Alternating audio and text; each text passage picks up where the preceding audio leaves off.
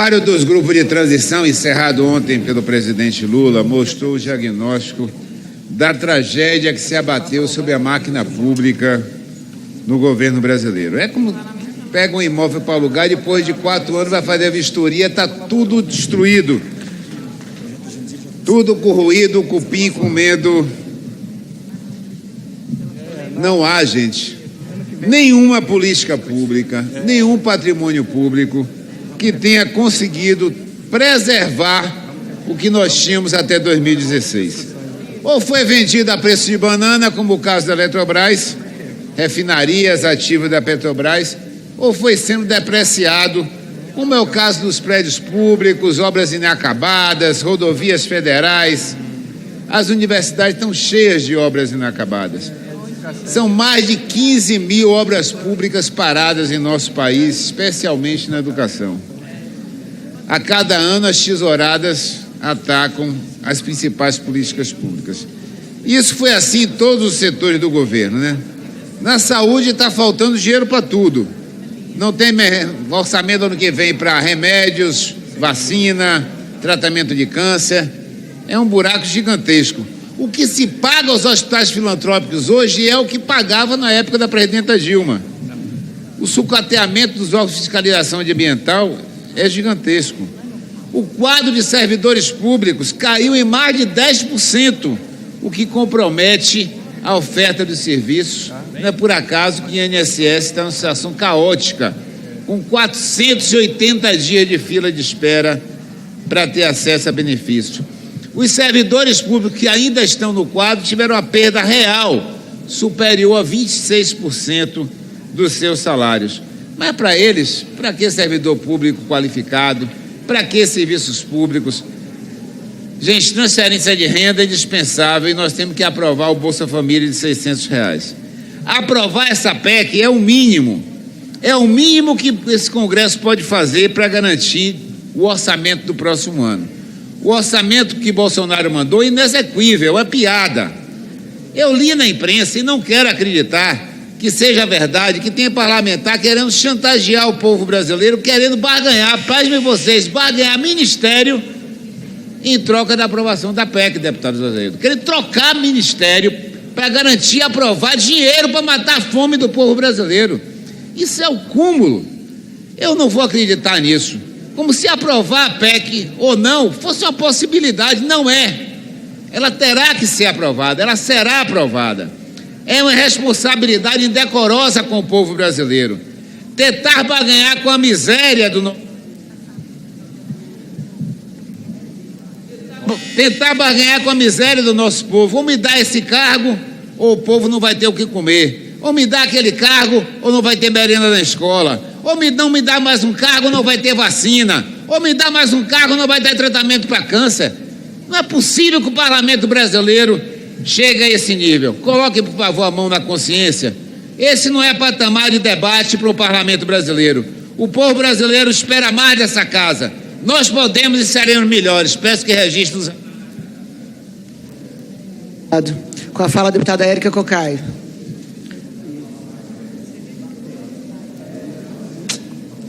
Está no número 18. Ainda tem 51 inscritos. Eu fico muito impressionada de parlamentares que fizeram essa compra institucionalizada de votos, que furaram o teto como quiseram furar, e que são responsáveis por apoiamento a um governo que colocou 33 milhões de brasileiros e brasileiras em situação de fome. E esses parlamentares não, tem que ter responsabilidade, O governo Bolsonaro destruiu o orçamento. Nós não temos orçamento para a defesa civil. Nós não temos orçamento para a farmácia popular. Não tem orçamento para passaporte. Não tem orçamento. Nós não temos orçamento para as políticas de enfrentamento à violência contra as mulheres, que já chegou a representar em algumas rubricas por volta de 200 milhões e hoje tem por volta de 20 milhões. Ou seja, nós não temos orçamento, porque o governo Bolsonaro destruiu o orçamento para as políticas públicas. E este mesmo presidente, nos debates, disse não apenas que defendia a manutenção do Bolsa Família em R$600, disse várias vezes. Várias vezes foi dito, disse inclusive que iria elevar o salário mínimo para R$1.400. Isso foi dito, mas era mentira, porque aqui está se discutindo uma PEC para possibilitar os R$600 de Bolsa Família, para possibilitar que nós tenhamos R$150 a mais para cada criança de até 6 anos de idade. E alguns que dizem que defendem a infância, a primeira infância, dizem que isso é um absurdo. Ou seja, nós que tivemos propostas deste governo que está indo embora, que é um governo saíte, o governo está indo embora pela vontade do povo. Nós temos um governo eleito, ainda que tenhamos esses estimulados pelo próprio discurso do presidente da República, que está saindo, o presidente sainte, que estão e que acham que pode depredar carros, que podem incendiar, que podem colocar a vida das pessoas em risco, e que não aceitam a democracia, não aceitam a vontade do povo. Eu cheguei a escutar aqui que o povo não elegeu Lula. Olhe, vejam bem aonde se chega nessa lógica fascista de ter uma condição autocentrada e negar a vontade do próprio povo brasileiro. O Brasil precisa sair da fome, o Brasil precisa acolher os seus filhos e filhas. E digo, apenas para concluir, presidenta,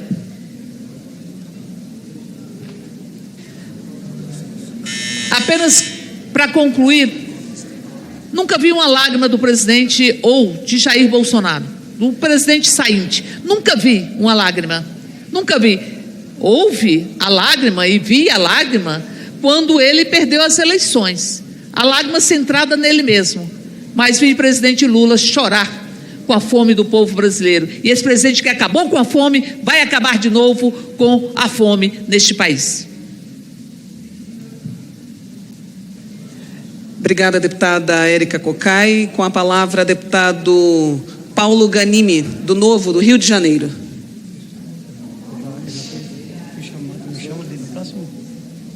Deputado Paulo não está. Convido para fazer uso da palavra deputado Pedro Uczai, do PT, de Santa Catarina.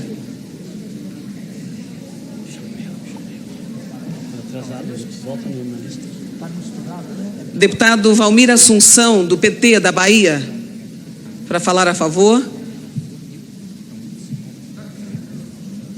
Deputado Neucimar Fraga, do PP do Espírito Santo. Não pode votar? Não pode votar? As inscrições? Deputado Rubens Pereira Júnior, do PT do Maranhão. Não pode votar?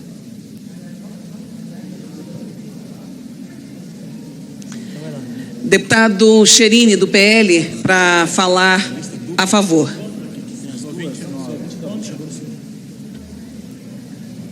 Senhor presidente, senhora presidente, senhoras e senhores parlamentares, todo mundo sabe que eu sou contra essa PEC. Aliás, eu vejo que a oposição está muito preocupada com as lágrimas do presidente Bolsonaro e com a preocupação das dúvidas que ficaram e que nunca vão ser apagadas. Aliás, eu ouvi aqui tantas vezes eles chamando de golpe quando nós fizemos um impeachment aqui dentro dessa casa, constitucional e legal. Passaram até hoje dizendo que era golpe. Agora, quando nós temos dúvidas, aí nós não temos o direito de dizer que golpe foi. Então, nós estamos diante de uma PEC, a PEC da gastança, a PEC do início da destruição do Brasil, porque não apresentaram nenhuma proposta para arrecadar, só para gastar.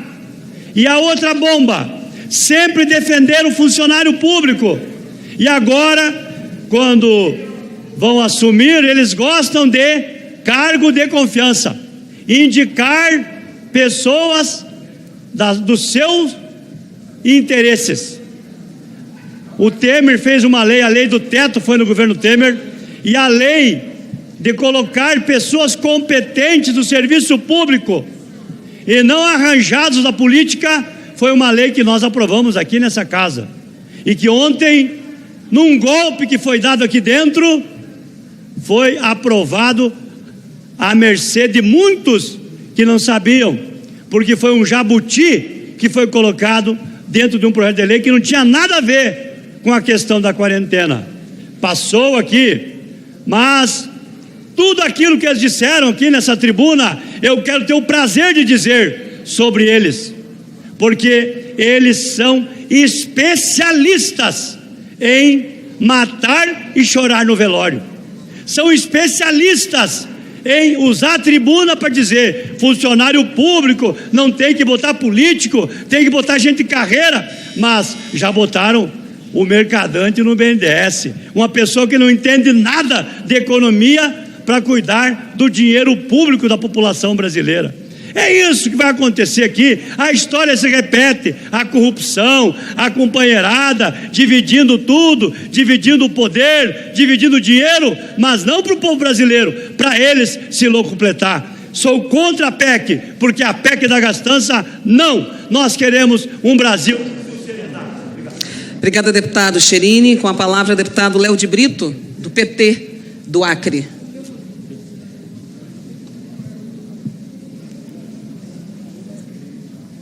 Você que está nos acompanhando aqui pela TV, pela rádio, também na internet, os deputados e deputadas estão debatendo a proposta de emenda à Constituição que trata da transição. O deputado Léo de Brito.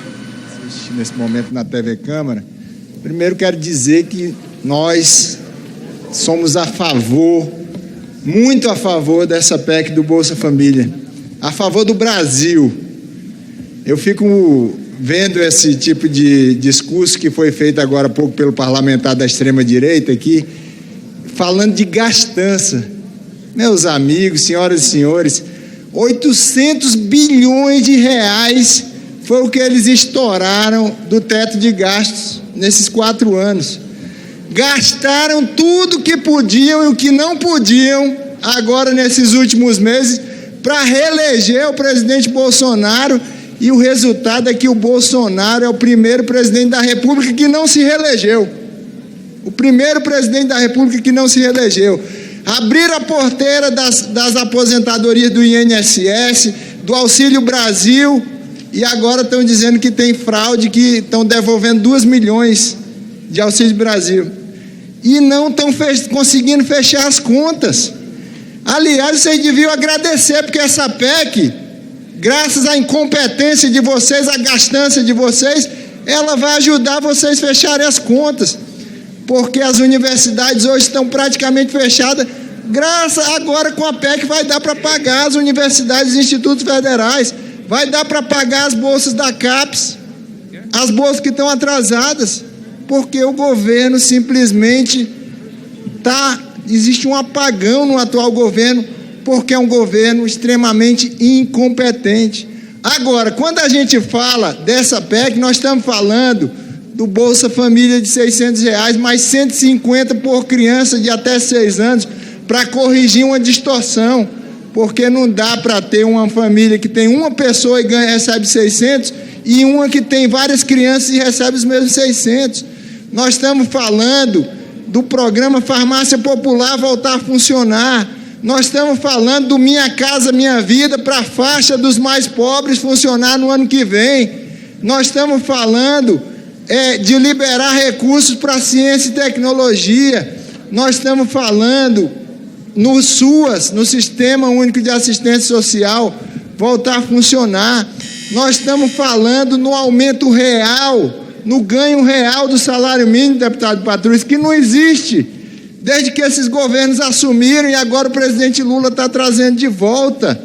Nós estamos falando no reajuste do servidor público, que passou 4 anos do servidor público federal sem ter nenhum reajuste, graças a um governo incompetente.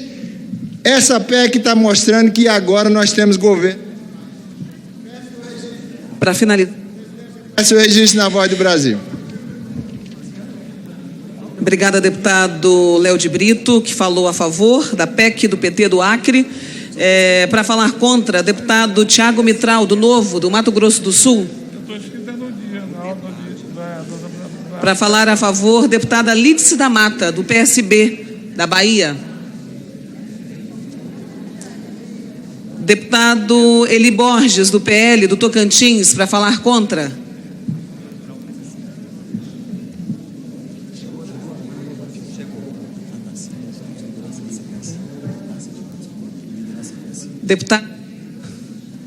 Deputado querido Darcy de Matos, fique à vontade, seu tempo de liderança está à disposição.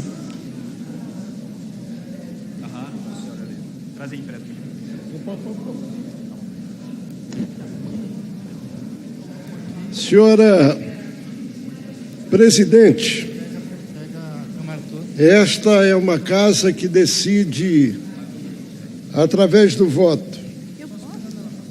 Essa PEC, ela já ganhou o Brasil do eleitor consciente e até inconsciente. Primeiro porque ela faz um apelo à questão do Auxílio Brasil e de mais R$150. E faz um segundo apelo dizendo que os deputados que se posicionarem contra estariam contra esse grande segmento da sociedade. Ora, senhor presidente, o Brasil é um todo.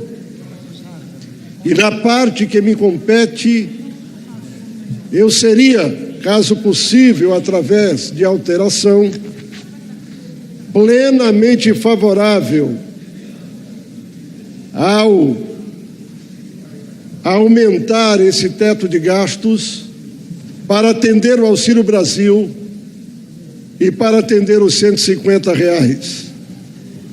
Nunca votei contra o menos favorecido nas minhas posições e jamais o faria num momento como este. Mas não diferente de ontem, eu registro aqui para o Brasil, quando votei a favor do mérito de uma matéria, mas votei contra o que chamam de quarentena, que na verdade são 36 meses, naquela etapa B da desidratação da matéria. Mas, lamentavelmente ou espertamente, alguém faz as colocações do primeiro voto para receber a matéria e não observaram que a minha posição estava cristalina, já que havia votado apenas a questão das empresas poderem gastar mais com relação às suas publicidades, etc. Mas contra qualquer agente político ou qualquer cidadão que venha assumir cargo antes dos 3 anos e meio, o que me consta ser decente para o Brasil. Essa PEC vem na mesma linha. Não me resta outra alternativa a não ser votar contra essa PEC. Até porque, como funcionário do Banco do Brasil, eu me lembro do pavor que clientes decentes tinham ao emitir um cheque em branco. E não resta alternativa para os deputados a não ser votar contra a PEC. Se tivessem evoluído, poderíamos votar só nos valores para atender o Auxílio Brasil e só apenas por 1 ano. Para finalizar, deputado. E só apenas por 1 ano, e por que não? Ninguém pode ter medo desse parlamento, até porque o novo governo, e eu o respeitarei em todo momento, mas discordarei de muitas coisas dele, começa também, na medida que as coisas vão andando na transição de governo, mostrar outras pretensões e outros gastos que não envolvem o cidadão mais comum. Que Deus abençoe o Brasil. Peço o registro da Voz do Brasil. Será registrado, deputado Eli. Conceda a palavra, então, agora, pelo tempo de liderança, deputado Darcy de Matos, pelo tempo de liderança, fique à vontade para fazer o seu pronunciamento. Deputado Darcy. Deputado Darcy de Matos. Pois não, presidente. querida presidente do estado de Rondônia, Silvia Cristina, que bom vê-la aqui presidindo a sessão, representando de Vossa Excelência, representa de forma magnífica o seu estado e as mulheres no Parlamento brasileiro. Deputada, eu quero falar do orçamento que vamos votar ainda essa semana, na semana que vem, e sobretudo quero falar do orçamento para Santa Catarina, o meu estado. Senhora presidente, eu primeiro inicio informando que, segundo a Receita Federal, no ano passado, Santa Catarina mandou para Brasília, para o caixa do governo federal, aproximadamente 100 bilhões de reais. 100 bi. Sabe quanto voltou para o nosso estado, senhora presidente? Vergonhosamente, absurdamente, 10 bilhões de reais. Ou seja, nós estamos pagando a conta dos demais estados deficitários do Brasil. Não consigo entender essa lógica que penaliza o estado que trabalha e que mais produz. Isso não é justo com a gente. Por isso, nós precisamos nos debruçarmos a partir do ano que vem em cima do projeto do Pacto Federativo. Precisamos repactuar, senhora presidente, a distribuição dos recursos. Deputado Júlio, o senhor que é um estudioso do orçamento, precisamos tratar do Pacto Federativo para rediscutir a distribuição dos recursos para os estados do Brasil, porque o meu estado, Santa Catarina, deve estar lá nos seus livros, nos seus escritos, deputado Júlio. Nós estamos sendo penalizados, infelizmente. Muito bem, dito isso, eu quero também poder informar que os recursos que estão no orçamento para as rodovias de Santa Catarina para esse ano, eles são catastróficos, absurdos. Ou seja, vou pegar aqui 2 exemplos.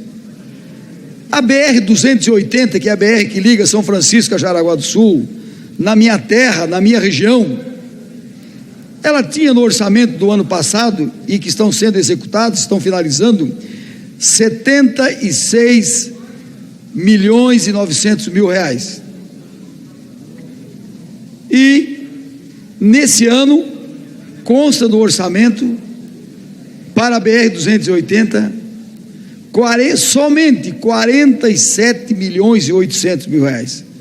Houve um corte absurdo, significativo. Como é que vai ficar aquela obra fundamental para nós? E no ano passado, nesse ano, tinha recurso do governador Moisés. E no ano que vem, será que vamos conseguir recurso do governo do estado? Outro exemplo, a BR-470, que corta o estado de Santa Catarina, começa em Navegantes e vai embora, passando por Blumenau, Alto Vale, meio oeste, tinha no ano passado 76 milhões de reais. Sabe quantos milhões tem para esse ano? 53 milhões de reais. Houve um corte de quase 40%.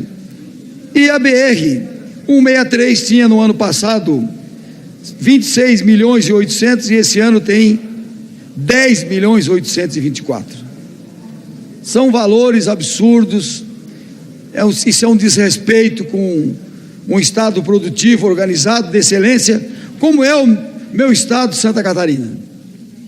A deputada Ângela Min, minha amiga, professora, ex-prefeita de Florianópolis, é a única catarinense na comissão de mista de orçamento.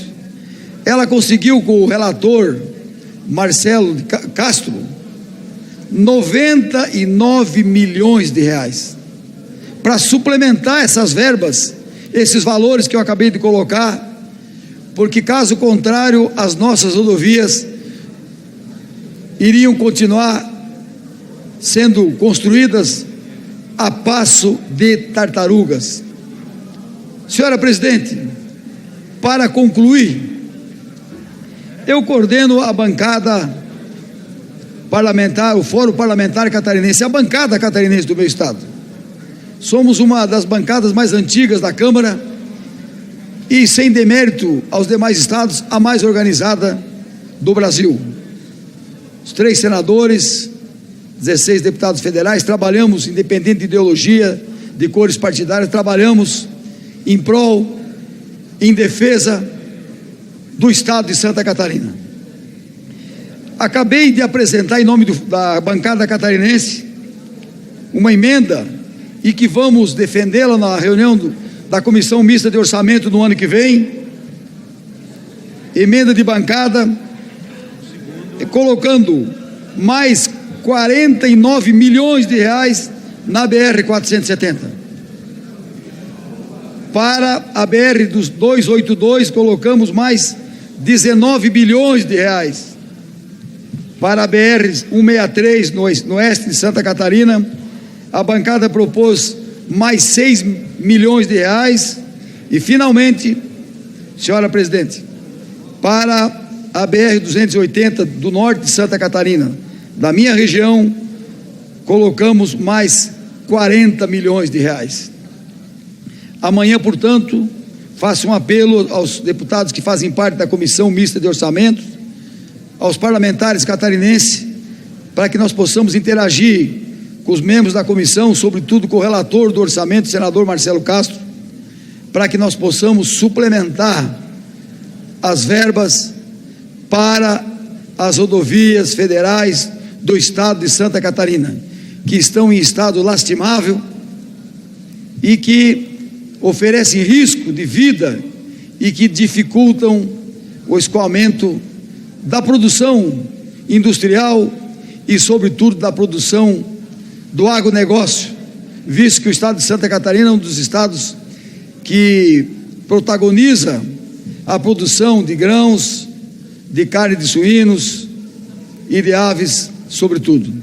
Senhora presidente, com certeza absoluta, nós vamos lograr êxito nessas emendas da bancada parlamentar, da bancada federal catarinense, porque nós temos direito, nós estamos mandando muito dinheiro para Brasília e está voltando muito pouco recurso para o estado de Santa Catarina. Obrigado, senhora presidente. Obrigada, deputado Darcy de Matos. Seguindo agora ainda com as discussões sobre a PEC da transição, convido para falar contra o deputado Paulo Ganimi, do Novo. Fique à vontade.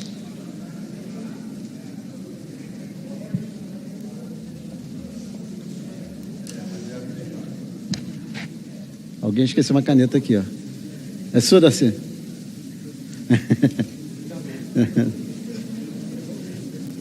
Não é sua, não?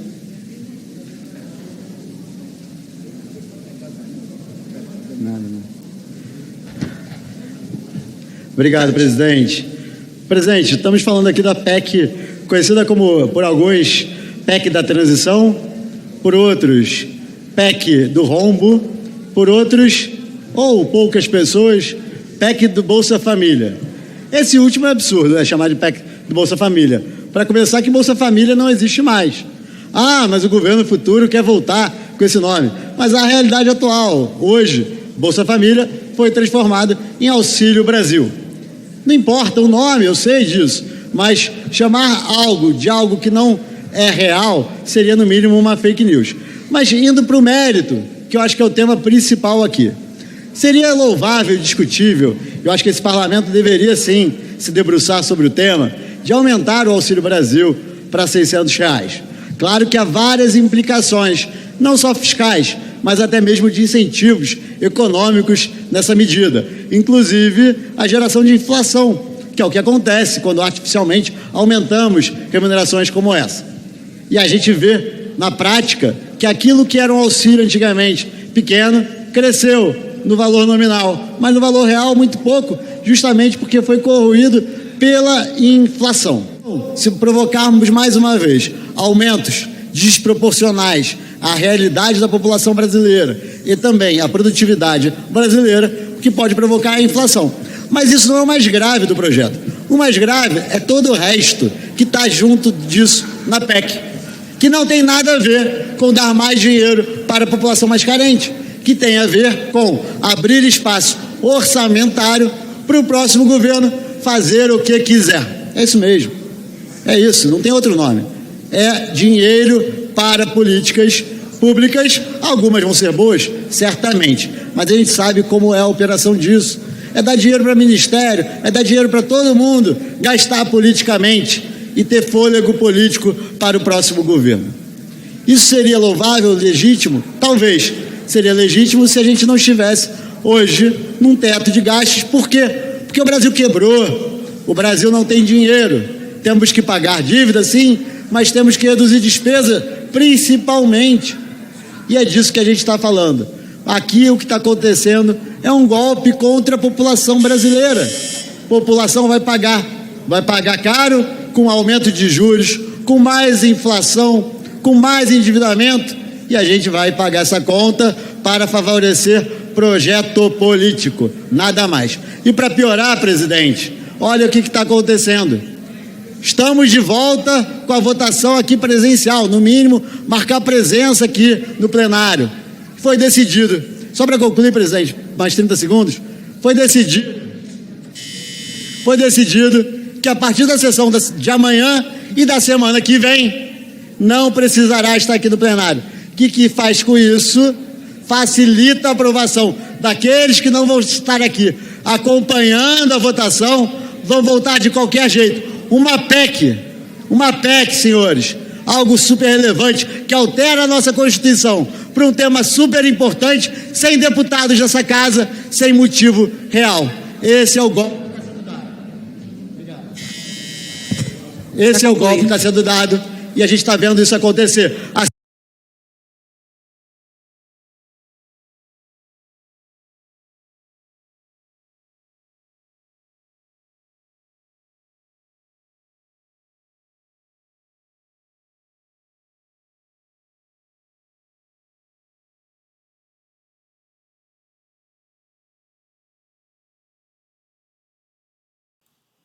Chegou agora, pessoal, boa tarde, boa noite a todos vocês aí, vão chegando, vão se aproximando, vão deixando o seu gostei aí.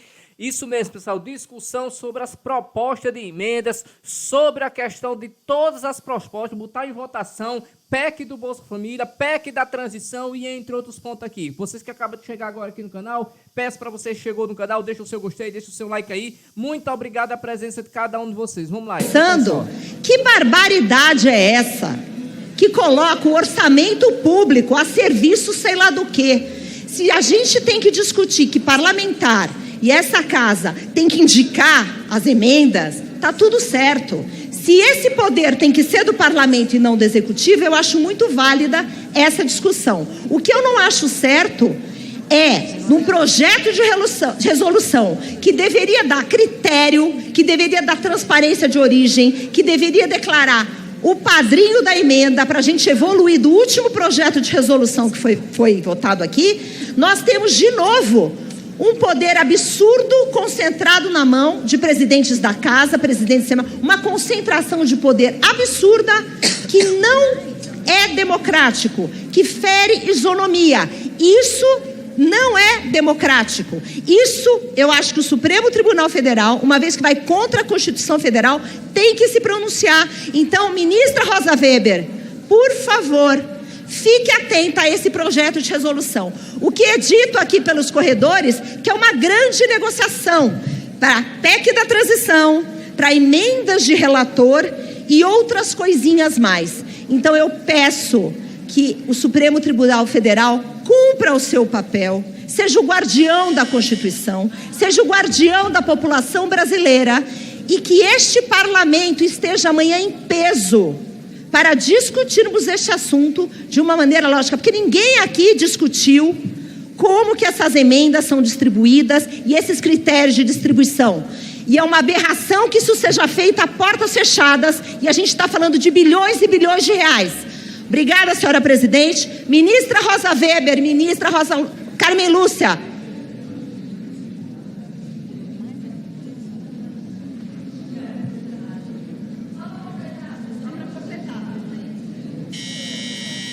Ministra Rosa Weber e ministra Carmen Lúcia, por favor, cuidem desse país e tomem boas decisões quando decidirem sobre as emendas de relator, que nada mais é do que esse orçamento que não tem transparência, desse balcão de negócios e dessas negociatas que temos. Obrigada.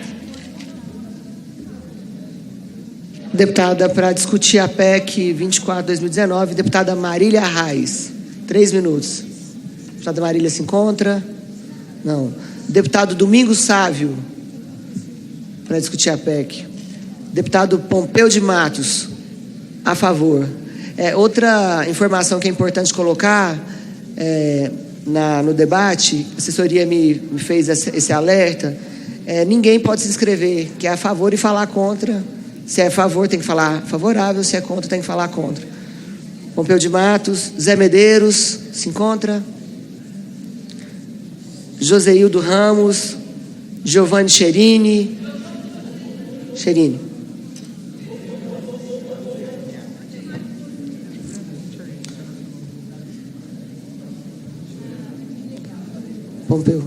Pompeu é antes do Cherini, depois do Cherini.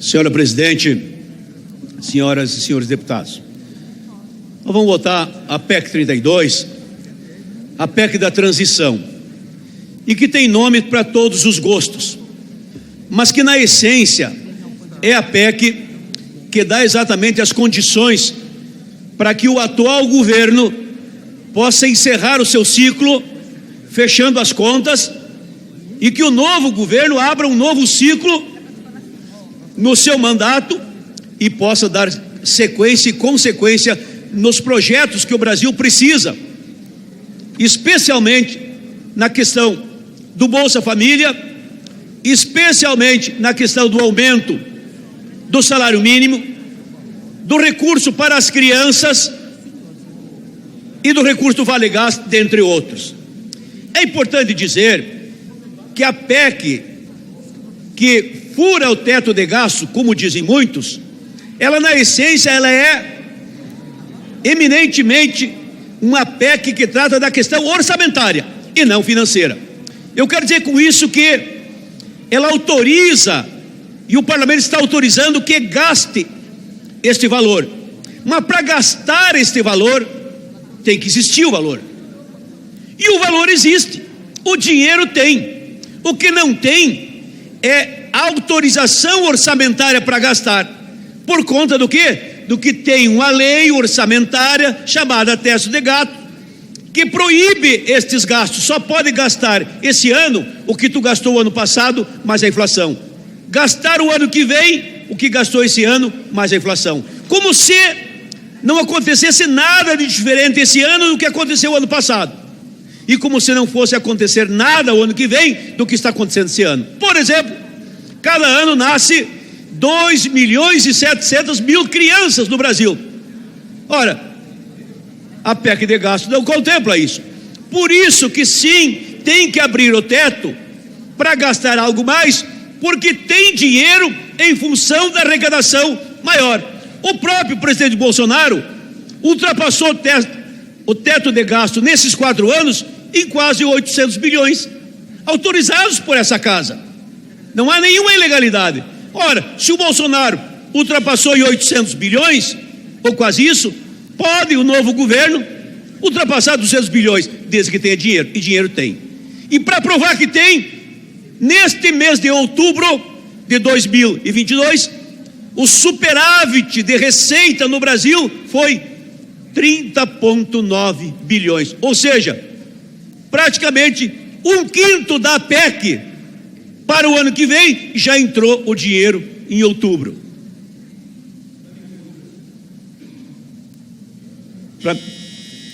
Com isso, eu quero dizer que o Brasil está fadado a dar certo.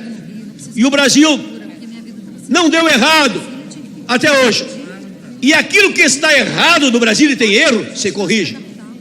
E de preferência não se repete, porque errar é humano e permanecer no erro é burrice. Eu voto a favor da PEC, porque a PEC é a favor do Brasil e a favor dos que mais precisam. O Brasil é um país rico de um povo pobre que precisa de apoio. Eu queria pedir aos deputados, como a gente tem muitos inscritos, para a gente ser até o tempo. Deputado Pompeu de Matos, deputado Zé Medeiros, deputado Josenildo Ramos. Josenildo. Senhora presidenta, senhores deputados, senhoras deputadas, a minha posição com relação à PEC 32 é uma posição favorável e eu estou inscrito para falar dentro da formalidade, mas vou usar esse tempo para fazer uma denúncia. A ANP, Agência Nacional do Petróleo, notifica a Petrobras na Bahia, visando paralisar todas suas atividades dos campos terrestres de produção, alegando irregularidades. No apagar das luzes desse governo, a paralisação vai acontecer na próxima semana. A própria Petrobras, através da área técnica, reconhece que existem alguns problemas. Entretanto, nas áreas que hoje não são prioritárias para a empresa, aquelas que não estão no pré-sal, elas saem do radar da empresa. Entretanto, para a Bahia, elas contribuem com a receita de 4 bilhões de reais. Nos campos maduros terrestres da Bahia, 7 municípios serão impactados diretamente. É a suspensão de 4.500 empregos diretos por no mínimo 6 meses. Paralisação da produção diária de 20 mil barris de óleo equivalentes. Perda de arrecadação de royalties, ISS e ICMS, impactando negativamente o Estado e 7 dos seus municípios localizados nos territórios do Recôncavo, na região metropolitana e no litoral norte e agreste baiano. Cabe ressaltar que empresas privadas, pasmem os senhores, empresas privadas, elas vão manter sua produção tendo as mesmas falhas e algumas irregularidades, e o que é pior, utilizando 3 estações da Petrobras, que essas são as únicas que não vão paralisar. Portanto, o alvo da ação da ANP não é para consertar nada, é para aumentar a tragédia anunciada, que é esse governo que será o governo de triste memória.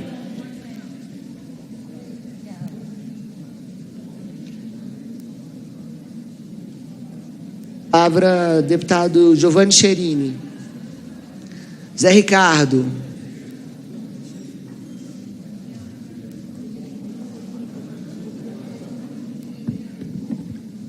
Senhora presidenta, senhores e senhoras parlamentares, queria aqui manifestar o nosso apoio à PEC do Bolsa Família, a PEC 32, a PEC da transição, muito importante, fundamental, necessário para garantir recursos para o Bolsa Família e uma série de investimentos importantes para a população brasileira.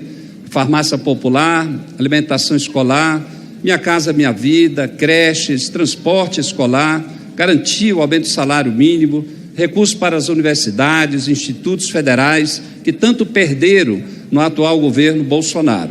Portanto, é fundamental que a gente possa apreciar essa matéria em benefício do povo e principalmente para viabilizar, já de imediato, ações do governo Lula que garantam o mínimo de sobrevivência a milhões de famílias que estão passando fome no nosso país, graças à inoperância, ao descaso do atual governo Bolsonaro. Mas, senhora presidente, gostaria de aproveitar também, considerando que ano que vem não estarei mais aqui com mandato parlamentar, agradecer as pessoas que apoiaram, ajudaram esses 4 anos de trabalho, 4 anos de muito trabalho em prol do estado do Amazonas e do Brasil. Nós tivemos aí a oportunidade de apresentar mais de 1.600 proposituras, sendo em torno de 200 projetos, vários projetos de coautoria com outros colegas parlamentares.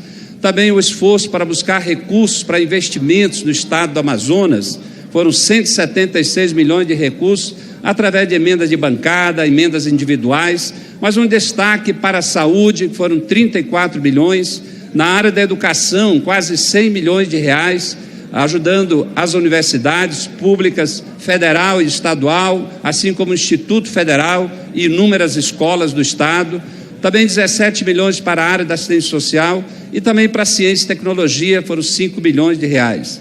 Muitas lutas em defesa da vida da população, principalmente nesse período da pandemia, de tanto sofrimento da população brasileira, mas também junto com os professores, pelo novo Fundeb, com os trabalhadores da enfermagem, assistência social, os agentes comunitários de saúde, lutando pelo piso salarial, assim como a defesa da Zona Franca de Manaus, dos empregos, da Amazônia, lutando contra o desmatamento e descaso do governo com essa região, e a luta em prol dos povos indígenas, ribeirinhos, e tradicionais também do estado do Amazonas e do Brasil. Também uma atuação nas comissões da Amazônia, desenvolvimento urbano, também da educação, assim como de indústria e comércio, onde a gente pôde apresentar vários projetos, debates e a nossa contribuição para o nosso país. Portanto, obrigado. Quero aqui no final agradecer a todos os parlamentares desta casa e principalmente a bancada do Partido dos Trabalhadores pelo apoio, pela orientação durante esse mandato.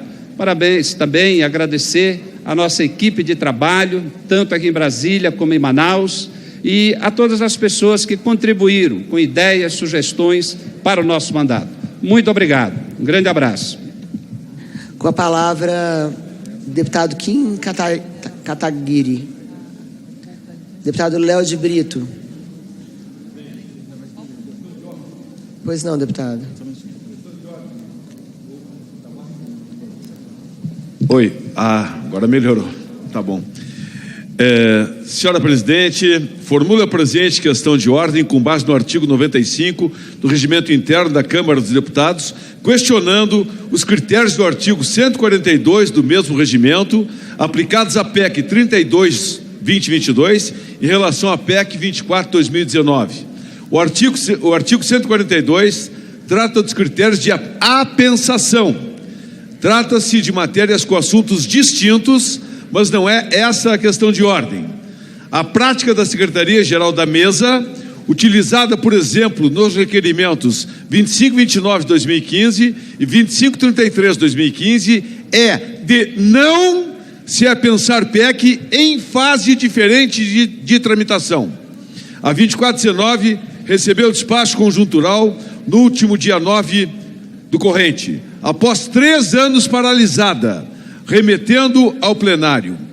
A 32/2022 veio para a Câmara no mesmo dia e pulou as fases regimentais e constitucionais, CCJ, Comissão Especial, emendas, etc. Assim, está suprimindo os nossos direitos em relação a propostas de cunho tão relevante para o sistema jurídico e econômico brasileiros. Grato, presidente. Obrigado, deputado. Está acolhido a questão de ordem de Vossa Excelência para que o presidente faça um encaminhamento. Muito grato. Senhora Presidente. Recolhido. Senhora Presidente. Pois não, para deputado. contestar a questão de ordem na forma regimental. Pois não. Senhora Presidente, é muito importante ficar claro que uma questão de ordem, ela tem forma e conteúdo. Ela tem o procedimento regimental arguído pelo deputado Bibo, que é altamente questionável diante de uma série de precedentes desta casa, inclusive de uma PEC que entrou em pauta por 1 minuto numa sessão que foi aberta e encerrada às 7 horas da manhã para atender uma demanda do governo Bolsonaro, uma demanda eleitoral do governo Bolsonaro, mas também tem conteúdo essa questão de ordem. O conteúdo dessa questão de ordem é ser contra o Auxílio Brasil, Bolsa Família de R$600 e ser contra ganho real de salário mínimo. É isso que precisa ser dito. É bem isso. São os inimigos do Brasil. Não. Os inimigos dos pobres. Não. Os inimigos das pessoas mais humildes. Não. Inimigo da gastança. Inimigo do estouro do teto.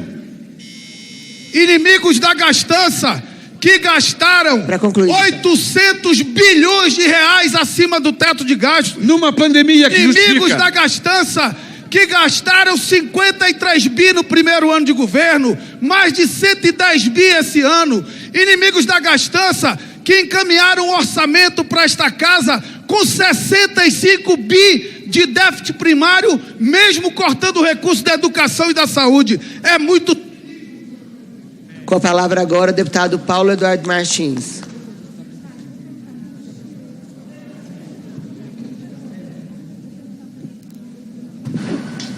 Nesse momento, o plenário segue debatendo a proposta de emenda à Constituição número 32, que foi apensada a PEC 24, a PEC da transição.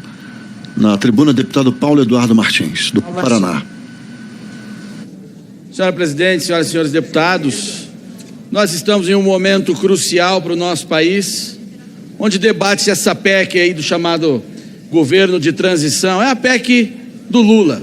É aquela que visa dar as condições para ele fazer o que quer fazer. O debate está pautado na imprensa ou até aqui em grupos de colegas sobre o quanto isso vai representar como furo de teto, quanto a mais vai dar ao governo, se é 100 bilhões, 200 bilhões, se é 500 bilhões, a tudo isso. Mas esse debate está errado, não é esse o viés. Todo esse impacto ele é real. Mas o que está se debatendo, na verdade, é a mudança da matriz econômica do país.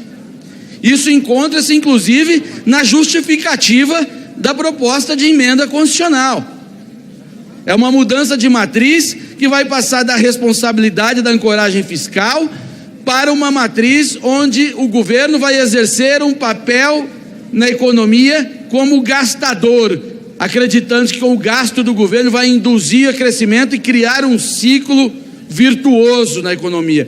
O que nós sabemos que não funciona, que é errado, que a experiência humana já demonstrou que isso leva ao caos, leva à desconfiança e leva à inflação sem controle, como acontece exatamente na Argentina hoje, mas que dá ao governo instrumentos para alimentar uma clientela e assim manter-se no poder. Então não é uma situação de instrumentação econômica, mas é de instrumentação de poder e manutenção de poder. A medida seguinte, a aprovação dessa PEC, será uma proposta para permitir que o Banco Central venha adquirir título da dívida. Escrevam isso, para fazer com que o Banco Central passe a emitir moeda, ampliando a situação monetária e gerando a inflação sem controle, como nós tínhamos nos anos 80. É a destruição, repito, senhores, é a destruição de toda a organização fiscal e monetária construída desde o Plano Real. Não surpreende que venha do PT, o partido que sempre votou contra todo esse arcabouço que deu estabilidade a este país. Deputados que lerem a nota técnica da Câmara e do Senado não votam essa emenda, a não ser que sejam irresponsáveis. Eu acho que essa é uma casa de responsabilidade e faço esse desafio aos colegas. Leiam a nota técnica e vejam o que vocês vão fazer com o povo brasileiro. Muito obrigado, presidente. Com a palavra, deputado Marcel Van Hatten. Deputada Joênia. Deputado Bibo Nunes. Grato, digníssima presidente Celina Leão, nobres colegas, é uma honra estar neste ringue onde luto pelo Brasil. Evidente que eu sou contra essa PEC do caos, PEC da gastança, uma PEC onde visa, acima de tudo, enganar as pessoas mais pobres por um tempo, porque aprovando esse enorme gasto além do teto, com o tempo teremos mais inflação, o dólar elevado, desemprego, queda da bolsa. Isso qualquer principiante de economia sabe. E a proposta inicial do PT era dizendo um auxílio durante 4 anos. Um auxílio durante 4 anos não é auxílio, passa a ser um salário. Auxílio é por um tempo e jamais o tempo todo. E quando alguém recebe sem trabalhar, alguém trabalha sem receber. Quando alguém recebe sem trabalhar, alguém trabalha sem receber. E aí começa a ruína de uma nação. Não podemos permitir esse estouro de gastos, em hipótese alguma. Eu há pouco li aqui uma questão de ordem, questionando a legalidade de votarmos esta PEC quando não são respeitadas as 40 sessões, não passou pela CCJ, Comissão Especial e por aí afora. Eu quero o melhor para o Brasil, sem demagogias baratas. Não podemos permitir. E aí vejo algum parlamentar da esquerda dizendo: mas Bolsonaro estourou o teto. Mas no tempo de pandemia, não estamos vivendo pandemia, não estamos vivendo guerra, não estamos vivendo momento algum de calamidade pública. Então nada justifica o estouro do teto de gastos. Quem não tem competência, que não se estabeleça. O valor é este, tem isso para gastar. Bolsonaro se comprometeu a continuar com o Auxílio Brasil de R$600, mas não iria estourar o teto, iria reduzir custos, iria se adaptar, mas jamais estourando o teto. Então, quem não tem competência, que não se estabeleça, porque não vamos permitir, em hipótese alguma, um governo que já começa acabando com os cofres públicos. Não é assim que se governa. Já começa muito mal se começar este governo, e eu, como parlamentar, que estou aqui para defender o Brasil, em hipótese alguma, voto a favor da PEC do caos. Grato, não, presidente. Deputado Celina. Deputada Celina. Um minutinho. Deputado Rogério Correia. Pois não, deputado. Por 3 minutos. Está no 15. Presidenta, quem não tem competência, que não se estabeleça. Foi o que ocorreu com o governo Bolsonaro e com o presidente Jair Bolsonaro, que agora já vai embora. Aliás, está na hora de já ir embora. E uma principalidade de que chegou a hora dele já ir embora, que não se estabeleceu por pura incompetência, é exatamente o resultado da fome no Brasil. 33 milhões de pessoas passam fome, e não era assim quando o Bolsonaro assumiu. Mas ele conseguiu levar o país a um nível de miséria tão grande e a um orçamento tão fictício para o ano que vem, que nós necessitamos sim de aprovar uma proposta de emenda constitucional que garanta o Bolsa Família para o povo brasileiro. Compromisso de campanha. Bolsonaro mentiu durante a campanha e disse que havia recurso para se pagar R$600 durante o ano que vem. Mas quando nós olhamos o orçamento, não há recurso. Não existe, povo brasileiro, recurso colocado pelo presidente Jair Bolsonaro para pagar o Bolsa Família. Por isso nós estamos aqui debatendo para aprovar uma PEC que garanta R$600 para o povo pobre no Brasil. Deputados e deputadas que votarem contra a PEC estão votando contra os R$600 do Bolsa Família. Estão votando contra que haja R$150 para cada criança que passa fome no Brasil. Os deputados bolsonaristas vão dar a tapa à cara, dizendo: olha, Bolsonaro mentiu e nós não queremos pagar os R$600. Este é o voto contra esta PEC.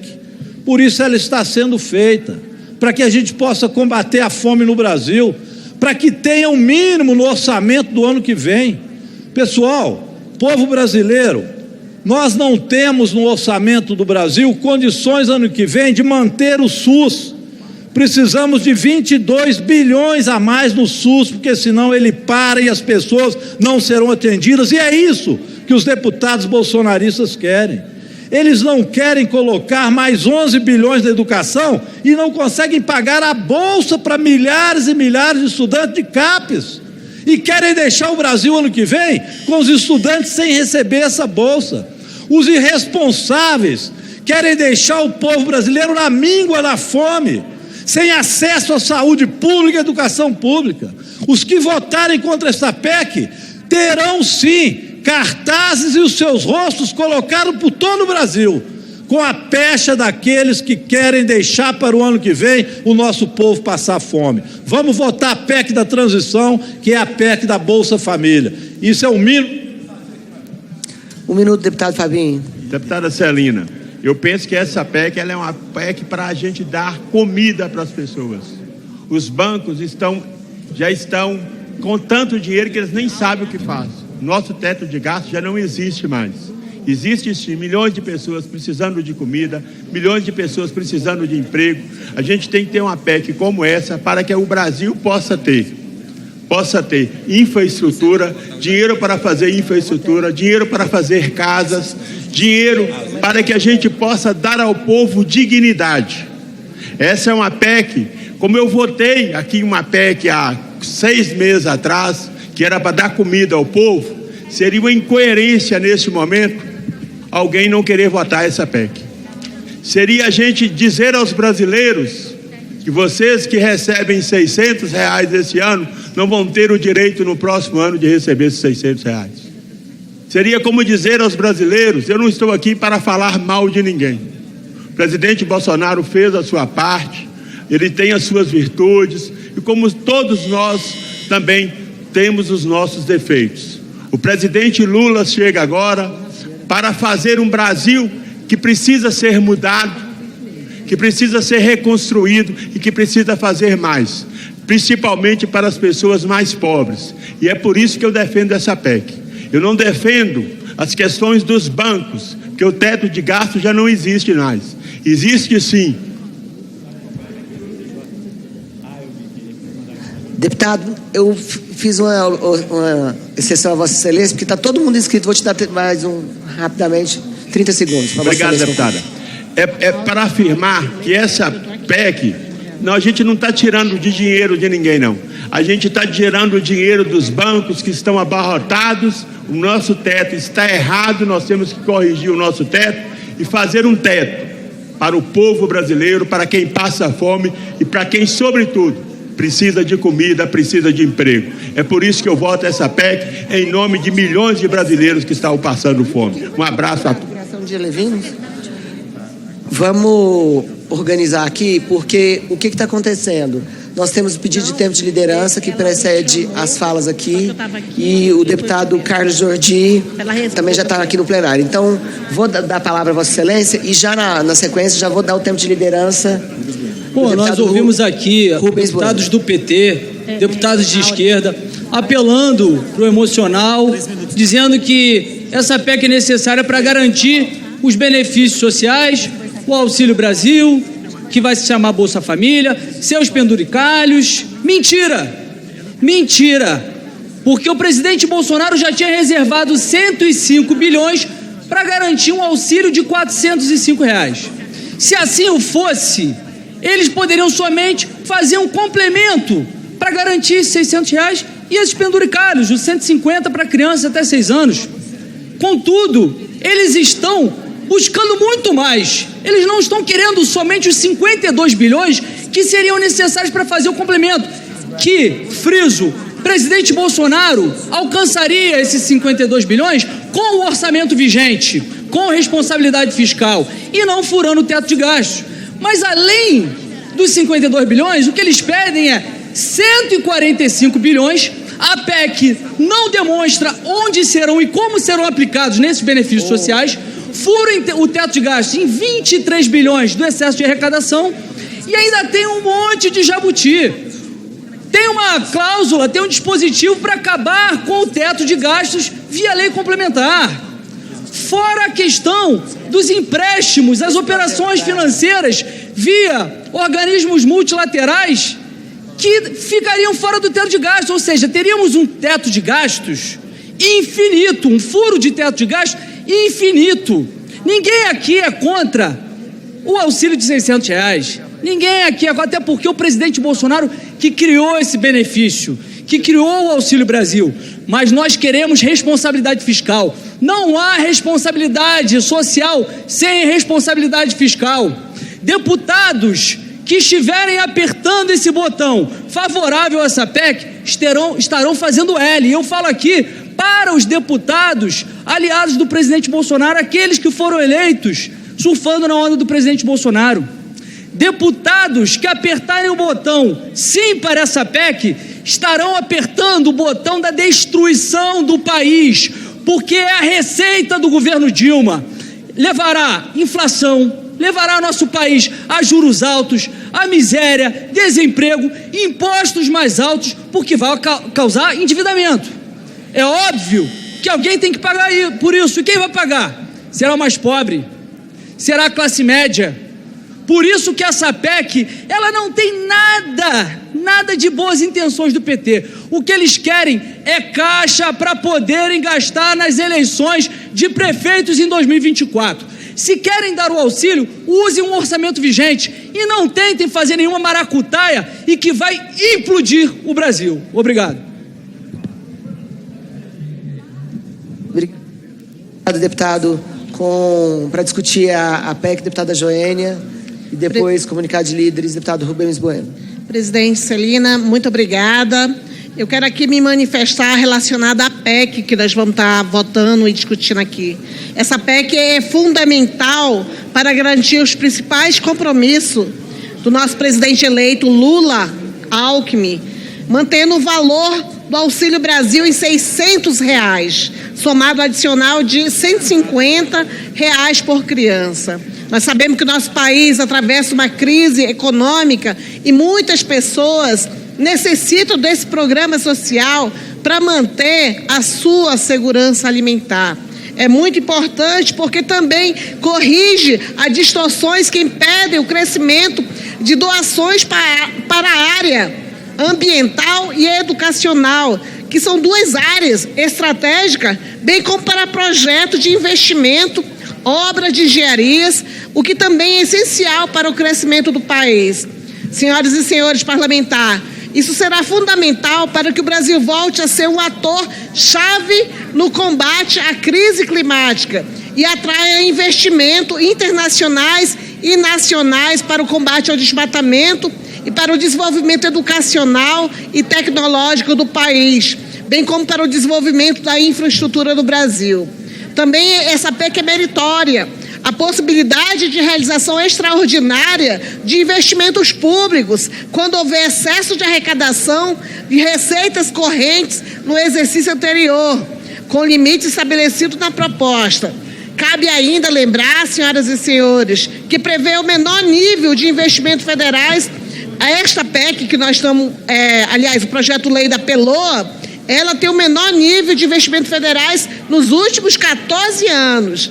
E a PEC, ela possibilitará que o próximo governo tenha um mínimo de recursos para o investimento, para executar um projeto de desenvolvimento social e econômico para o Brasil nos próximos 4 anos. Proposta não somente do presidente Lula, mas do próprio presidente que está saindo agora, o presidente Bolsonaro, que também fez a mesma proposta na sua campanha para ter garantia do auxílio da Bolsa Família.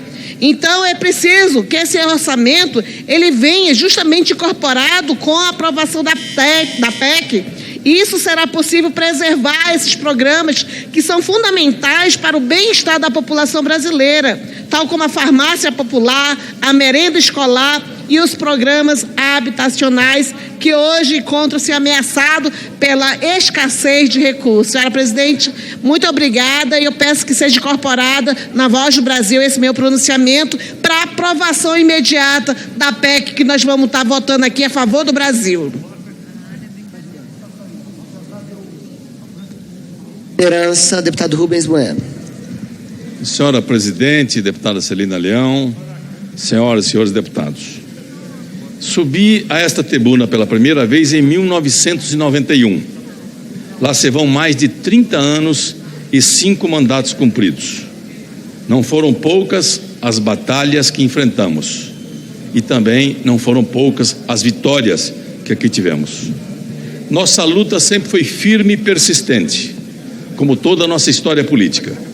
Vou completar meu atual mandato de deputado federal com o mesmo empenho e o comprometimento de sempre. Mas mesmo fora da Câmara, em 2023 continuarei trabalhando em defesa da democracia e da população do Paraná e do Brasil. Nossa caminhada continua. É meu dever fazer um balanço desses anos de mandato. Foram 2.681 propostas apresentadas entre projetos, emendas à Constituição, requerimentos e outros tipos de iniciativas.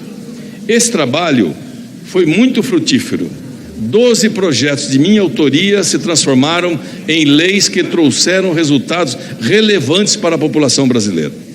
Entre eles estão o que institui o Programa de Cultura do Trabalhador, o que criou o Vale Cultura, o que permitiu à mulher, em igualdade de condições, proceder ao registro de nascimento do filho, o que instituiu o Marco Legal da Primeira Infância, o que tornou obrigatório o uso do farol aceso durante o dia nas rodovias, e o que criou a Política Nacional de Pagamento por Serviços Ambientais e o que estabeleceu o Protocolo Judiciário Integrado Nacional. Além disso, como relator, consegui aprovar outras 18 propostas que se tornaram norma jurídica. Destaco aqui o projeto que estabeleceu diretriz de política urbana para garantir condições dignas de acessibilidade para a população deficiente. E o que criou uma política nacional de diagnóstico e tratamento da dislexia e do transtorno do déficit de atenção com hiperatividade na educação básica. Minha trajetória no Congresso Nacional também foi marcada pelo combate aos privilégios. Fui relator do projeto que regulamenta o teto salarial no serviço público para barrar os chamados supersalários. Após 4 anos de batalha, conseguimos aprovar a proposta na Câmara, a medida que pode trazer uma economia de até 10 bilhões de reais por ano, estão aguardando a votação lá no Senado Federal. Nessa mesma linha, acabar com privilégios, apresentei a emenda à Constituição que extingue o foro privilegiado e o que acaba com as férias anuais de 2 meses para magistrados e integrantes do Ministério Público, ambas aguardando a apreciação da Câmara e do Senado. Além disso, também sou autor da proposta de emenda à Constituição que acaba com a aposentadoria compulsória como medida disciplinar para juízes afastados de suas funções por estarem envolvidos em corrupção ou terem sido flagrados cometendo irregularidades. Aprovada na Comissão de Constituição e Justiça da Câmara, a proposta será analisada agora por uma comissão especial antes de chegar para o plenário.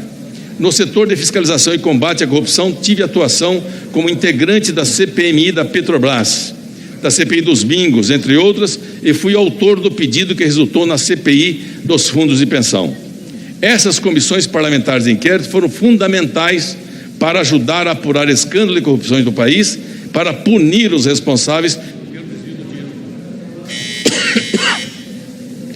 Mas a ação política não se resume apenas à atuação parlamentar ou de governos. Eu entrei na política bem jovem, numa época que discordar do governo poderia render o fim de uma vida. Nunca desisti. Estou com 74 anos e não aconselho ninguém a desistir. A política está no nosso dia a dia, no nosso sangue, no nosso passado, presente e também no futuro. Eu entrei na política de pé vermelho. Para quem não sabe, do Paraná é uma expressão usada para identificar aqueles que vinham do norte do estado com os pés aos calçados tingidos pela terra vermelha e fértil. O que antes era visto como discriminação, hoje é motivo de orgulho de quem vive na região. Nessa caminhada, aprendi que a política, acima das disputas, é a arte de construir consenso. E assim foi toda a nossa vida. O papel do representante político é servir e ainda também ouvir. Ouvir é, na maioria das vezes, mais importante do que falar, mas ouvir sabendo distinguir pensamento, questionando e até Conclui, presidente. Conclui, presidente. Crítica das coisas. Até porque, muitas vezes, as vozes roucas da rua, como assistimos hoje, podem ser manipuladas. Estou falando em ouvir a luz da razão, da ciência e do humanismo. Ninguém está imune a ouvir errado. A política é dinâmica e tem seus ruídos. Muitas vezes, os ruídos são mais importantes do que o cenário que se apresentam. E aproveitando esse novo mundo que vivemos, não vou citar nenhum clássico da filosofia universal ou algum cientista político. Cito aqui um homem que criou um universo sensacional que, mal utilizado, nos coloca hoje em uma esquina perigosa. Falo de Steve Jobs. Ele disse: não deixe que o ruído da opinião alheia impeça que você escute a sua voz interior. O ser humano é único, não é uma manada descontrolada. Procurei construir minha trajetória política com foco em senso crítico. Agora, em 2022, enfrentei uma nova eleição. Infelizmente, desta vez, o eleitor não renovou meu mandato. De qualquer maneira, agradeço os 42.321 votos paranaenses que me confiaram o seu voto. E agradeço a todos os atores desse cenário político, independente de discordâncias, que sempre estiveram lutando por um país melhor. Termino esse meu 5º mandato de deputado federal com o sentimento do dever cumprido. Novos desafios virão. Muito obrigado, presidente. Obrigado, deputado Rubens Bueno. Nós sabemos o quadro que Vossa Excelência representa para essa casa, fará muita falta com certeza nesse plenário e rendemos todas as nossas homenagens a Vossa Excelência. Padre João está presente. Jorge Sola.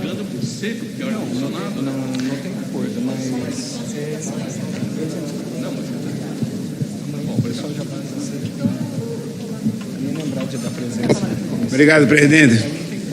O trabalho